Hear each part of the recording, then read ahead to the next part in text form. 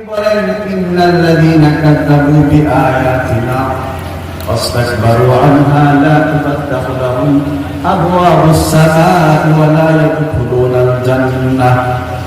আল্লাহ রাব্বুল আলামিন বলেন, যারা নাকি কুরআনুল কারীমের কোন একটা আয়াতকে, ছোট্ট কোন একটা আয়াতকে যদি সামান্য সময়ের জন্য, কিছু সময়ের জন্য মিথ্যা মনে করবে, আল্লাহ রাব্বুল আলামিন তাদেরকে দৃষ্টান্ত দেন, লা তুফাত্তাহু লাহুম আবওয়াবুস সামা।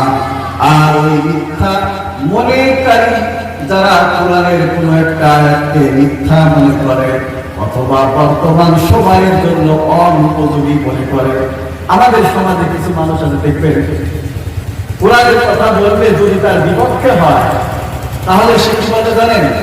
হুজুর, এইটা সেই আগের যুগ না, এইটা বর্তমান জামানা, এখন এগুলো চলে না। বলে কেন বলে? এই তো একটা কথা বললে যে কি ঈমান থাকবে? কেউ একজন বলল কোরআনে নাকি কোন রাজনীতির কথা নেই। কোরআনে যদি রাজনীতির কথা না থাকতো তাহলে নবী করিম সাল্লাল্লাহু আলাইহি ওয়াসাল্লাম বিচার করতেন কোরআন দিয়ে না কোরআন ছাড়া? কোরআন দিয়ে যদি বিচার করতেন তাহলে নবী করিম সাল্লাল্লাহু আলাইহি ওয়াসাল্লাম কি আপনারা কি বলবেন? তিনি কি রাজনীতি করেননি? এই জাতীয় কথা বললে ঈমান মোটেও থাকে না। বন্ধুগণ, আল্লাহ পাক বলেন, যারা নাকি কোরআনুল কারীমের কোন একটা আয়াতকে মিথ্যা মনে করে সামান্য সময়ের জন্য, বর্তমান সময়ের অনুপযোগী মনে করে, এমনকি কোরআন ওয়ালাদেরকে ঠাট্টা বিদ্রুপ করে, আল্লাহ রাব্বুল আলামিন তাদের সম্বন্ধে বলেন, তাদের পক্ষ থেকে কেউ যখন মারা যাবে, তারা কেউ যখন মারা যাবে, ওয়ালা লা তুফাত্তাহু লাহুম আবওয়াবুস সামা, আল্লাহ রাব্বুল আলামিন তাদের জন্য আসমানের রহমতের দরজা তাদের জন্য বন্ধ করে দেন। আসমানের দরজা কি করে দেন? আসমানের দরজা যদি বন্ধ করা হয় তাহলে ওই ব্যক্তির জন্য আল্লাহর পক্ষ থেকে রহমত আসার আর কোন ব্যবস্থা থাকতে থাকে নাকি? বলেন, ওই ব্যক্তির জন্য খুবই পরিণাম খারাপ হবে। হাত্তা ইয়ালিদাল জামাল ফি সামিল খিয়াম, বেহেশত যাওয়া তো বাড়ির কথা নয়, আল্লাহ রাব্বুল আলামিন দৃষ্টান্ত দেন। দেখেন আল্লাহ পাকের দৃষ্টান্ত কত সূক্ষ্ম।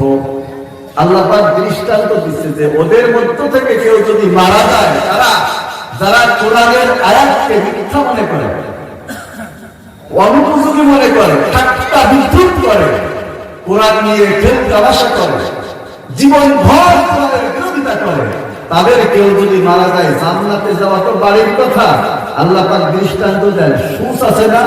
সুচ চিনেন? আরে কাঁথা সেলাই করে, চিনেন তো?